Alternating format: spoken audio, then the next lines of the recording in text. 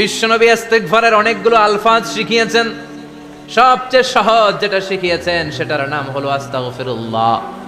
বিশ্বনবী জামাতে সালাত শেষে সালাম ফিরিয়ে আওয়াজ করে পড়তেন আল্লাহু আকবার, তারপরে 3 বার পড়তেন আস্তাগফিরুল্লাহ আস্তাগফিরুল্লাহ আস্তাগফিরুল্লাহ। পড়ার দরকার আছে না নাই? পড়তে রাজি আছেন তো? সালাম ফেরানোর পরে কি পড়বেন? নাকি দোয়া করার জন্য পাগল হয়ে যাবেন? আল্লাহুম্মা আমিন ইয়া আরহামার রাহিমিন আছে না নাই? পাগল হয়ে যায় দোয়া করার জন্য, কিন্তু তাসবিহগুলো পড়তে চায় না। বিশ্বনবী লম্বা তাসবিহ পড়তেন, সালাম ফেরানোর পরেই আস্তাগফিরুল্লাহ পড়তে রাজি আছেন?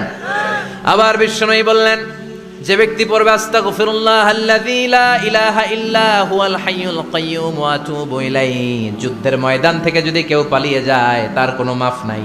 এটা অনেক বড় কবিরা গুনাহ। আত-তাওয়াল্লি মিন ইয়াউমিজ যাহফ, যুদ্ধের ময়দান থেকে পালালে ওর কোনো মাফ নাই। বিশ্বনবী বলেন, যুদ্ধের ময়দান